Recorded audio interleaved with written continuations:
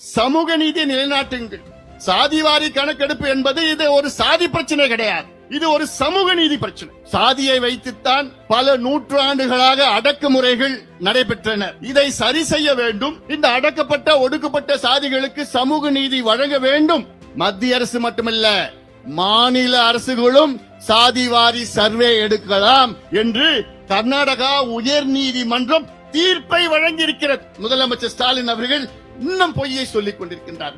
தமிழ்நாட்டில் உள்ள ஒட்டுமொத்த சமூகங்களும் எந்த நிலையில் இருக்கின்றார்கள் என்று தெரிந்தால்தான் நீங்கள் சமூக நீதியை நிலைநாட்ட முடியும். கான்ஸ்டிடியூஷன் அமெண்ட்மெண்ட் நடந்து தமிழ்நாட்டில் உள்ள 69 விழுக்காடு இடஒதுக்கீடு இன்னைக்கு நமக்கு பாதுகாப்பாக இருக்கிறது என்றால் அது முன்னாள் முதலமைச்சர் ஜெயலலிதா அம்மையார் அவர். சூப்பர் சரவணா ஸ்டோர்ஸ்ல டிசம்பர் 16 இருந்து ஜனவரி 15 வரைக்கும் ஒவ்வொரு பிரான்ச்லயும் ஒரு கஸ்டமருக்கு ₹1,00,000 மதிப்பு உள்ள தங்க நகை பண்டிகை பரிசு.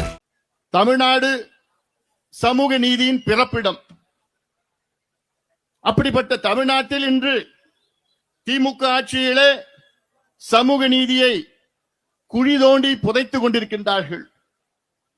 தமிழ்நாட்டிலே சாதிவாரி கணக்கெடுப்பு நடத்த வேண்டும் என தொடர்ந்து பாட்டாளி மக்கள் கட்சி கடந்த 36 ஆண்டு காலமாக கோரிக்கை வைத்துக் கொண்டிருக்கிறது. அதிலும் குறிப்பாக இப்பொழுது தமிழ்நாட்டிலே சாதிவாரி சர்வே நடத்துங்கள் என்று சொல்லிக் கொண்டு வருகின்றோம். ஆனால் திமுக அரசு, குறிப்பாக முதலமைச்சர் ஸ்டாலின் அவர்கள் தொடர்ந்து பொய்களை சொல்லி வருகிறார்கள். அதிலும் குறிப்பாக 3 பொய்களை திமுகவும் அவர்கள் சார்ந்தவர்களும் மக்களிடம் தொடர்ந்து கோயபல்ஸ் பிரச்சாரமாக முன்வைக்கின்றார்கள். முதலமைச்சர் அவர்கள் சொல்கின்ற பொய்கள்: 1, மத்திய அரசு தான் எடுக்க வேண்டும், தமிழ்நாடு அரசுக்கு அதிகாரம் இல்லை என்று. 2வது பொய், இதை எடுத்தாலும் நீதிமன்றங்கள் இதை தடை செய்து விடுவார்கள் என்று. அடுத்த பொய்கள், இதற்கு சட்டம் இல்லை என்று, எங்களுக்கு எந்த வகையிலும் அதிகாரம் இல்லை என்று சட்டமன்றத்திற்கு உள்ளேயும் வெளியேயும் தொடர்ந்து பொய்களை சொல்லி வருகிறார்கள். முதலமைச்சர் ஸ்டாலின் அவர்களே, உங்கள் பொய்கள் எடுபடாது. தமிழக மக்கள் தெளிவாக இருக்கின்றார்கள். இன்னும் உங்களுடைய ஆட்சி இன்னும் 2 மாதம்தான். அதன் பிறகு எங்கள் ஆட்சி வரும். எங்களுடைய கோரிக்கை சமூக நீதி நிலைநாட்டுங்கள். சாதிவாரி கணக்கெடுப்பு என்பது இது ஒரு சாதி பிரச்சனை கிடையாது, இது ஒரு சமூக நீதி பிரச்சனை. சாதியை வைத்துத்தான் பல நூற்றாண்டுகளாக அடக்குமுறைகள் நடைபெற்றன. இதை சரி செய்ய வேண்டும். இந்த அடக்கப்பட்ட ஒடுக்கப்பட்ட சாதிகளுக்கு சமூக நீதி வழங்க வேண்டும் என்ற நோக்கில்தான் இன்று அப்படிப்பட்ட சாதிகள் எந்த நிலையில் இருக்கின்றார்கள் என்று தெரிந்து கொள்ளத்தான் சாதிவாரி சர்வே நடத்த வேண்டும். இது சமூக நீதி பிரச்சனை. இந்த சாதிவாரி சர்வேயால் இடஒதுக்கீட்டும் வரும். இடஒதுக்கீட்டுக்காக மட்டும் கிடையாது, இடஒதுக்கீடும் ஒரு அங்கம்தான். நம்முடைய இந்திய அரசியல் சாசனம், கான்ஸ்டிடியூஷன் ஆஃப் இந்தியா 15-16 சரத்திலே ஒரு அரசு சமூக கல்வியிலே பின்தங்கிய மக்களுக்கு நிகர்நோக்கு நடவடிக்கைகளில் ஈடுபட வேண்டும். நிகர்நோக்கு நடவடிக்கைகள் என்றால் அஃபர்மேட்டிவ் ஆக்ஷன் என்று சொல்வார்கள் ஆங்கிலத்தில். நம்முடைய கான்ஸ்டிடியூஷன்ல ஆர்டிகல் 15-16ல தெளிவா சொல்லியிருக்கிறது. The states should ensure affirmative action for the socially and educationally backward classes of India. அதைத்தான் நாங்கள் கேட்கின்றோம். அந்த உரிமையைத்தான் நாங்கள் கேட்கின்றோம். இப்போ இருக்கின்ற கணக்கு வெள்ளையர்கள் 1931 எடுத்தார்கள். 95 ஆண்டுகளுக்கு முன்பு எடுத்தப்பட்ட கணக்கை வைத்துத்தான் இன்று இடஒதுக்கீடும் கொடுக்கின்றார்கள், சமூக நலத்திட்டங்களும் கொடுக்கின்றார்கள். இது பழைய கணக்கு. 1931 இந்தியாவுடைய மக்கள் தொகை கணக்கு அப்போ 28 கோடி, இன்னைக்கு 146 கோடி. 1931 அதில் முறையான கணக்கு எடுக்கல. அங்கே விஞ்ஞான ரீதியிலே தொழில்நுட்பங்கள்லாம் அப்போ கிடையாது. இன்னைக்கு எல்லாமே இருக்கு, ஃபிங்கர் டிப்ல இருக்கு. உங்களுக்கு இன்னும் சொல்ல போனா ஒரு பழைய கணக்கு வச்சுட்டு நம்ம ஓட்டிட்டு இருக்கிறோம். அந்த காலத்துல கணக்கு எடுக்கிற நேரத்துல டிவி கூட கிடையாது. பிளாக் அண்ட் ஒயிட் டிவியோட இந்தியாவில் கிடையாது. அம்பாசிடர் கார்டு கூட அப்ப கணக்கெடுப்பு நடத்தல, அம்பாசிடர் கார்டு கூட அப்ப வரல. அப்ப எடுத்த கணக்கை வச்சுக்கிட்டு இன்னைக்கு ஓட்டிட்டு இருக்கிறோம். எதுக்கு ஓட்டுறோம்? இந்த பிள்ளைங்களுக்கு படிப்பு கொடுக்கறதுக்கு, இந்த பிள்ளைங்களுக்கு வேலை கொடுக்கறதுக்கு, இந்த பிள்ளைங்களுக்கு கடனை கொடுத்து அவளுக்கு சுய தொழில் கொடுப்பதற்காக பழைய கணக்கு வச்சுக்கிட்டு ஓட்டிட்டு இருக்கிறோம். அதனால நாங்க கேட்கிறோம், புது கணக்கு எடுக்கயா. இந்த சமூகங்கள் எந்த நிலையில் இருக்கின்றார்கள் என்று தெரிந்து கொள்ள வேண்டும். தமிழ்நாட்டில் உள்ள ஒட்டுமொத்த சமூகங்களும் எந்த நிலையில் இருக்கின்றார்கள் என்று தெரிந்தால்தான் நீங்கள் சமூக நீதியை நிலைநாட்ட முடியும். இல்லையே எதை வைத்து நீங்கள் சமூக நீதியை நிலைநாட்டுவீர்கள்? இதுல பல காரணங்கள் இருக்கிறது. நான் இப்ப பொய் சொன்னார்ல ஸ்டாலின் அவர்கள், ஒண்ணு மத்திய அரசு தான் எடுக்கணும். மத்திய அரசு 1948 சென்சஸ் ஆக்ட் படி சென்சஸ் தான் எடுப்பார்கள், மக்கள் தொகை கணக்கெடுப்பு மத்திய அரசு எடுப்பார்கள்.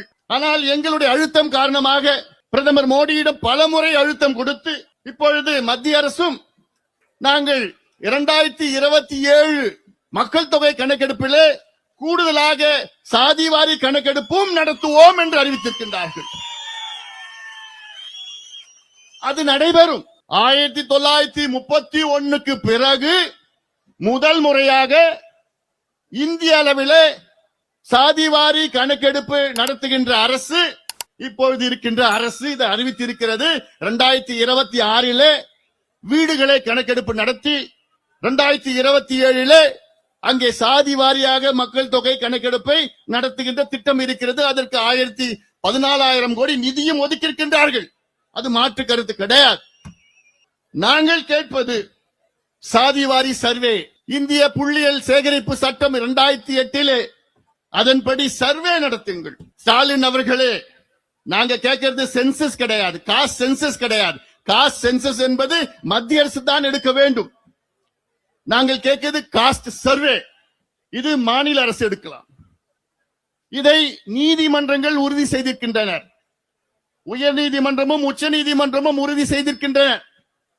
இன்னும் சொல்ல போனால் 2 மாதத்திற்கு முன்பு கர்நாடகா உயர் நீதிமன்றம் தெளிவான தீர்ப்பை வழங்கியிருக்கின்றார்கள். என்ன? மத்திய அரசு மட்டுமல்ல, மாநில அரசுகளும் சாதிவாரி சர்வே எடுக்கலாம் என்று கர்நாடகா உயர் நீதிமன்றம் தீர்ப்பை வழங்கியிருக்கிறது. அதன் பிறகும் இந்த ஸ்டாலின் அவர்கள், முதலமைச்சர் ஸ்டாலின் அவர்கள் இன்னும் பொய்யை சொல்லிக் கொண்டிருக்கின்றார். தூங்குறவரை எழுப்பலாம், ஆனா தூங்குவது போல் நடிப்பவரை எழுப்ப முடியாது. ஸ்டாலின் அவர்கள் தூங்குவது போல் நடித்துக் கொண்டிருக்கின்றார். நம்முடைய செந்தமிழ் அவர்கள் சொன்னது போன்று அவருக்கு எல்லாம் தெரியுது.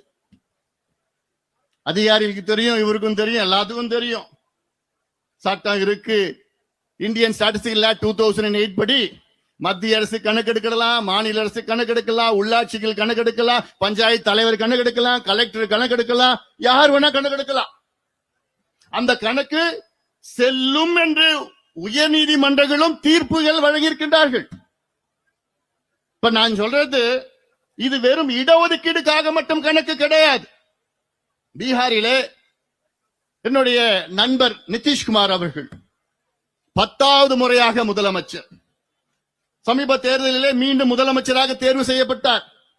அதற்கு முக்கிய காரணம் பீகாரிலே சாதிவாரி கணக்கெடுப்பு நடத்தி அதற்கேற்ப சமூக நலத்திட்டங்களையும் வழங்கியிருக்கின்றார்கள்.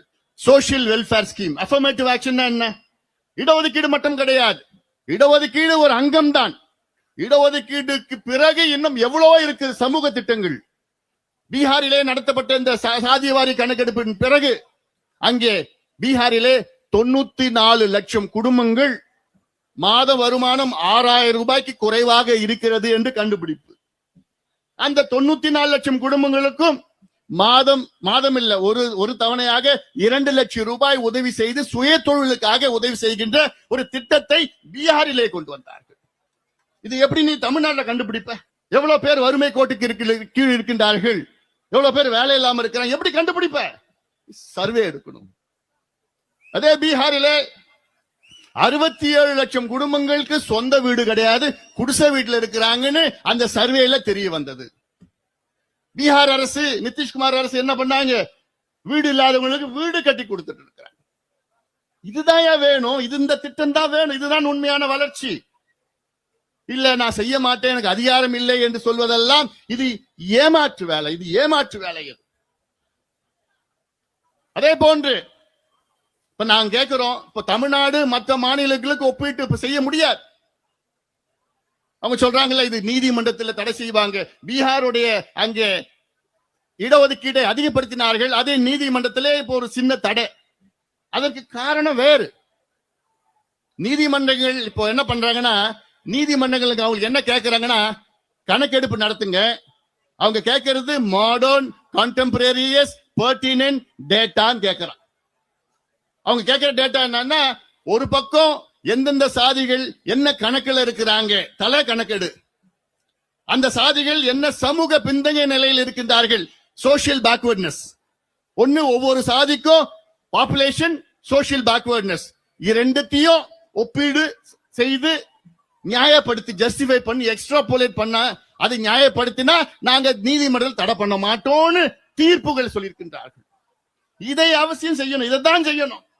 பீகாரில் என்ன பண்ணிருக்காங்கன்னா, கணக்கெடுப்பு மட்டும் தலைய கணக்கெடுப்பு வச்சு அவங்களுக்கு இடஒதுக்கீடு அதிகப்படுத்திருக்கிறாங்க. அது சரி செஞ்சிடுவாங்க கொஞ்ச நாள்ல. அது மட்டும் இல்ல, மற்ற மாநிலங்கள்ல இப்போ ஒரு உச்சநீதிமன்றம் ஒரு தீர்ப்பு 1962 வழங்கினார்கள். என்ன தீர்ப்புனா, Balaji versus state of Karnataka ஒரு தீர்ப்பு. அப்போ 1960 கர்நாடகாவில் அங்கே 65 விழுக்காடு இடஒதுக்கீடை உயர்த்தினார்கள். அதை எதிர்த்து பாலாஜி என்பவர் கர்நாடகா உயர்நீதிமன்றத்திலே வழக்கு தொடர்ந்தனர். அந்த வழக்கை அந்த கர்நாடகா உயர்நீதிமன்றம் அந்த இடஒதுக்கீடை அதிகப்படுத்தியதை ரத்து செய்தது. உச்சநீதிமன்றம் இந்த வழக்கு சென்றது. உச்சநீதிமன்றத்திலே 1962 அங்க இருக்கிற நீதிபதிகள் இந்தியாவிலே இடஒதுக்கீடு 50 விழுக்காடுக்கு மேல் போகக்கூடாது என்று ஒரு தீர்ப்பை வழங்கினார்கள். எப்போ? 1962 அவங்களுக்கு அப்ப எந்த டேட்டாவும் கிடையாது, எந்த காரணமும் கிடையாது, ஏதோ ஒரு தீர்ப்பை வழங்கிட்டாங்க. இது அநியாயம், இந்த தீர்ப்பு அநியாயம்.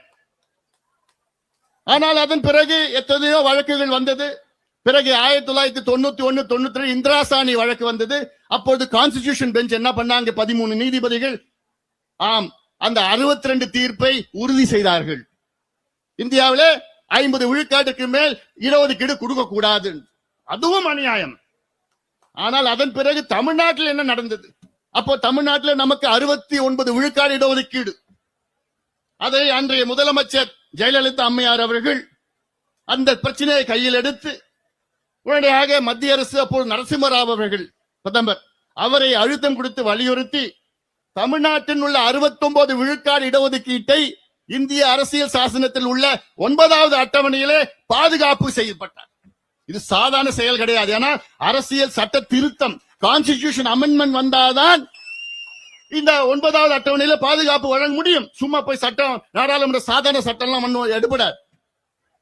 கான்ஸ்டிடியூஷன் அமெண்ட்மெண்ட் நடந்து தமிழ்நாட்டில் உள்ள 69 விழுக்காடு இடஒதுக்கீடு இன்னைக்கு நமக்கு பாதுகாப்பாக இருக்கிறது என்றால் அது முன்னாள் முதலமைச்சர் ஜெயலலிதா அம்மையார் அவர்கள். ஆனால் இப்போ அந்த 69 விழுக்காடு இடஒதுக்கீடுக்கு ஆபத்து வந்திருக்கிறது. பொதுவா 9வது அட்டவணையில் இருக்கின்ற ஏதாவது சட்டம், அதை நீதிமன்றம் அதை சீண்டக்கூடாது, அதை எடுக்கக்கூடாது. ஆனால் அதை மீறி உச்சநீதிமன்ற நீதிபதிகள் இந்த பிரச்சனை எடுத்தார்கள். ஏன்னா சமூக நீதிக்கு எதிரானவர்கள் வழக்கை போட்டார்கள். தமிழ்நாட்டில் 69 விழுக்காடு ரத்து பண்ணணும்னு வழக்கு போட்டாங்க. அதை எடுக்கக்கூடாது நீதிமன்றம். ஆனாலும் உச்ச நீதிமன்ற நீதிபதி எடுத்துட்டாங்க. எடுத்துட்டு என்ன கேட்டாங்க, தமிழ்நாட்டில் 69 விழுக்காடு மக்கள் பழங்குடி மக்கள், பட்டியலின மக்கள், மிகவும் பிற்படுத்தப்பட்ட மக்கள், அதாவது எஸ்டி, எஸ்சி, பிசி, எம்பிசி 69% இருக்காங்களா கேள்வி கேட்டார். இது எப்படி நீ நியாயப்படுத்துவன்னு கேள்வி கேட்டார் நீதிபதி. நான் ஓராண்டு காலம் நான் தருகின்றேன் என்று நீதிபதி சொன்னார். ஓராண்டு காலத்திற்குள், எப்போ சொன்னார்? 2010. ஓராண்டு காலத்திற்குள் தமிழ்நாடு கணக்கெடுப்பு நடத்தி நியாயப்படுத்தினால் 69 விழுக்காடு இடஒதுக்கீட்டை நான் அனுமதிக்கிறேன், இல்லையே நான் தடை செய்வேன் என்று நீதிபதி சொன்னார். அப்புறம் அவர் மாறிட்டார். அப்போ ஏதாவது ஒண்ணு பண்ணி காமிச்சு பழைய அந்த அம்பாசங்கர் வச்சுக்கிட்டு அதெல்லாம் அந்த கணக்கெல்லாம் வச்சுக்கிட்டு ஏதோ ஒப்புத்து பண்ணிட்டாங்க. அப்ப ஜனார்தனம் இருந்தார், அப்போ பேக்வர்ட் கிளாஸ் கமிஷன் சேர்மனா இருந்தார். அவர் ஏதோ கணக்கெல்லாம் வச்சுக்கிச்சு பண்ணிட்டாங்க. அதன் பிறகு 2017 மீண்டும் ஒரு வழக்கு உச்சநீதிமன்றத்தில், என்ன 69 விழுக்காடு இடஒதுக்கீடு ரத்து பண்ணணும். இந்த வழக்கு இப்போ நிலுவையில் இருக்கு. நீதிபதிகள் என்ன சொன்னாங்க? அப்ப இந்த மராத்தா ரிசர்வேஷன் பிரச்சனை அது முடிஞ்ச உடனே தமிழ்நாட்டு பிரச்சனை நம்ம எடுப்போம்னு சொல்லிட்டு இருந்தாங்க. மராத்தா பிரச்சனை முடிஞ்சு போச்சு. இப்ப என்ன பண்ணுவாங்க அடுத்தது? தமிழ்நாட்டினுடைய இடஒதுக்கீடு 69 இடஒதுக்கீடு. ஏன்னா இந்தியாவில் வேற எந்த மாநிலத்திலும் கிடையாது. மற்ற மாநிலங்கள் நம்ம கிட்ட ஒப்பீடு செய்ய முடியாது. நமக்கு ஏற்கனவே 69 இருக்கு. அந்த 69க்கு பாதுகாப்பு இல்ல, பிரச்சனை வருது. அதுக்காகவாவது எடுங்கன்னு முதலமைச்சர் ஸ்டாலின் கிட்ட பலமுறை நாங்க சொன்னோம். இப்போ கடந்த 5 ஆண்டு காலத்தில் 35 முறை பாட்டாளி மக்கள் கட்சி சாதிவாரி கணக்கெடுப்பு நடத்த வேண்டும் என்று அழுத்தங்கள், தீர்மானங்கள், நேரடியாக முதலமைச்சரை சென்று சந்தித்தது, பிரதமர் அவர்களை சந்தித்து வலியுறுத்தியது, பல கருத்தரங்குகள் நடத்தினோம், பல போராட்டங்கள் நடத்தினோம், நாடாளுமன்றத்திலையும் சட்டமன்றத்திலையும் பல முறை பேசணும். இதெல்லாம் இதை படிக்கணும்னா அரை மணி நேரம் ஆகும் எனக்கு. 35 முறை இந்த 5 ஆண்டு காலத்துல அவ்வளோ போராட்டம், கருத்தரங்கம், அழுத்தம், ஆர்ப்பாட்டம், பேசுறது உள்ள வெளியில, மீடியா, தீர்மானம் எத்தனையோ செஞ்சிருக்கிறோம் நாங்க. அதனால இது ஏதோ இது தேர்தலுக்காகவோ கூட்டணிக்காகவோ நடத்துறது கிடையாது. தமிழ்நாட்டில் சமூக நீதி நிலைநாட்ட வேண்டும். அதற்கு முதல்ல 69 விழுக்காடு இடஒதுக்கீட்டை நம்ம பாதுகாக்கணும். ஒண்ணு. இரண்டாவது, 69 விழுக்காடு இடஒதுக்கீட்டில் உள்ள வேற்றுமைகளை கலைக்கப்பட வேண்டும். சூப்பர் சரவணா ஸ்டோர்ஸ்ல டிசம்பர் 16 இருந்து ஜனவரி 15 வரைக்கும் ஒவ்வொரு பிரான்ச்லயும் ஒரு கஸ்டமருக்கு ₹1,00,000 மதிப்புள்ள தங்க நகை பண்டிகை பரிசு. மின்னம்பலம்.com தமிழின் முதல் மொபைல் பத்திரிகை.